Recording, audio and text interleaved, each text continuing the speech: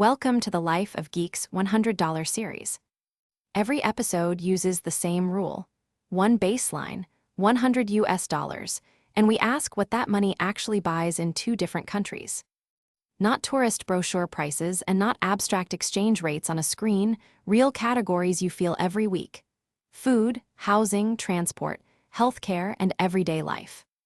We keep the anchor fixed on purpose. When both sides are measured against the same $100, you can see purchasing power instead of getting lost in currency symbols. Prices vary by city, neighborhood, and date. What you see here are representative comparisons for the regions shown on screen. This is education and context, not financial or immigration advice. If this is your first video here, subscribe so you catch the next matchup. If you have been here before, the comparison still starts the same way, because new viewers need the frame. Drop a comment with the two countries you want next. Let's see what $100 really means. Today, Manila versus California. Here is the whole test in one sentence.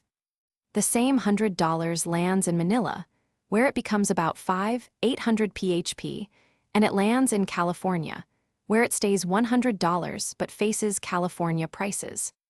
We will count the same card on both sides: simple meals, grocery staples, rent, share, transport, internet, and the everyday pressure those categories create.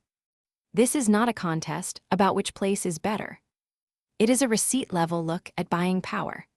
Food will show the gap first, housing will keep it honest, and the final scorecard will show where the money stretches and where it disappears.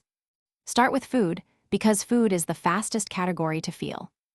In Manila, a simple local meal in this model is about 250 PHP. That makes $100, roughly 23 inexpensive meals. In California, using a $23 meal anchor, the same baseline buys about 4. Those meals are not identical experiences, and quality can vary a lot. But the difference is still sharp. In Manila, the note can become days of simple eating. In California, it can become a few stops before the receipt starts to hurt. Now move from cooked meals to groceries. Put chicken, eggs, and rice in the cart. In Manila, $100 can mean about 25 kilos of chicken, 48 dozen eggs, or around 97 kilos of rice, depending on market, quality, and season. In California, the same note is closer to 7 kilos of chicken, 19 dozen eggs, or 25 kilos of rice. This is where the comparison becomes household math. A bigger grocery basket does not solve every problem, but it can change how many ordinary meals you can build. Housing is where the comparison has to slow down.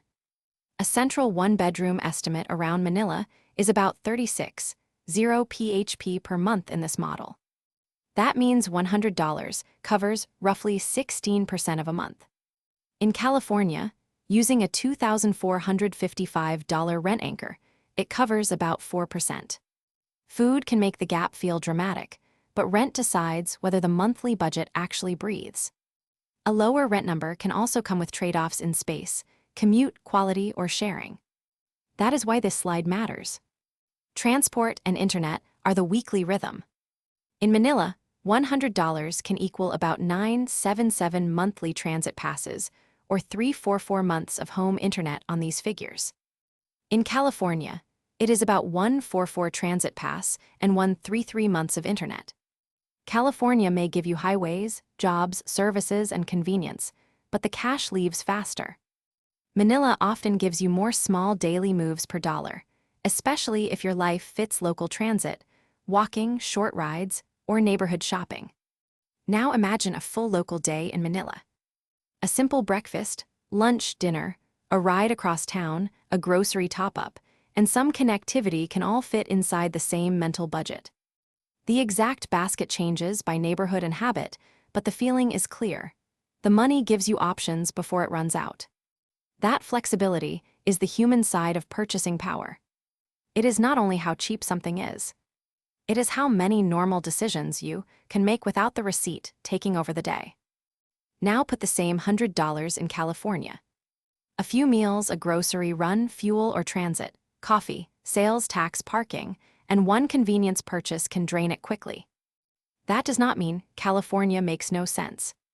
Wages, family, schools, companies, healthcare networks, and long-term opportunity can change the bigger picture. But the receipt pressure is real, and many viewers already feel it. The value of this comparison is that it turns that feeling into visible categories. The human context matters here. For Filipino-American viewers in California, this one feels personal. The receipt gap is huge, but so is the family context. A price chart cannot tell you what a neighborhood feels like, what family support changes, or how income compares with local expectations. It also cannot measure safety, commute stress, building quality, healthcare access, or the value of being close to the people you love. So treat this as a buying power comparison, not a judgment of a city or the people who live there. Here is the scorecard. On raw buying power, Manila stretches $100 across most daily categories. Meals, groceries, internet, and transit go farther. California compresses the same note quickly, especially through rent, restaurants, and services. But this table is a snapshot, not a life decision. A city can be cheaper on basics and still complicated to live in. Another place can be expensive and still make sense because of income, family, stability, or opportunity. The biggest surprise is this: food and transport stretch hard, rent still takes planning.